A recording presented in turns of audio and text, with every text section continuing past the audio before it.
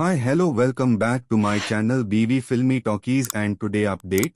Jailer 2 తెరకెక్కుతోన్న సంగతి తెలిసిందే. Tiger Muthuvel పాండియన్ను వెండితెరపై మునుపెన్నడూ చూడని విధంగా అత్యంత భారీ స్థాయిలో రీఇంట్రడ్యూస్ చేయడానికి Nelson mind blowing screen play ఐడియాను సిద్ధం చేసినట్లు తెలుస్తోంది. సినిమా ఫస్ట్ హాఫ్ మొత్తం ముత్తువేల్ పాండియన్ రిటైర్మెంట్ కు ముందు ఉన్న జీవితాన్ని చూపిస్తూ ఓ పవర్ఫుల్ ప్రిక్వెల్లా సాగుతుందట. ముత్తువేల్ జైలర్గా ఉన్నప్పుడు ఎదుర్కొన్న సవాళ్లు, ఆయన ఫ్లాష్ బ్యాక్ ఎపిసోడ్స్ ప్రేక్షకులకు గూస్ బంప్స్ తెప్పించనున్నాయట.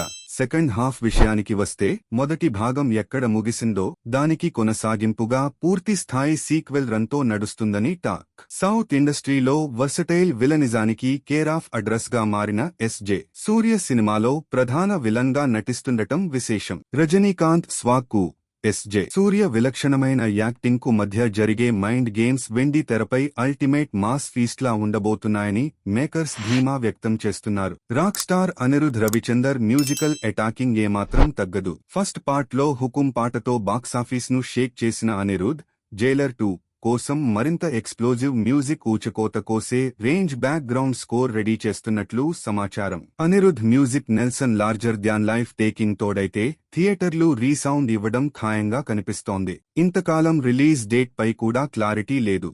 ఈ నేపథ్యంలో చిత్రాన్ని సెప్టెంబర్ 4న ప్రేక్షకుల ముందుకు తీసుకురావడానికి సిద్ధం చేస్తున్నారు.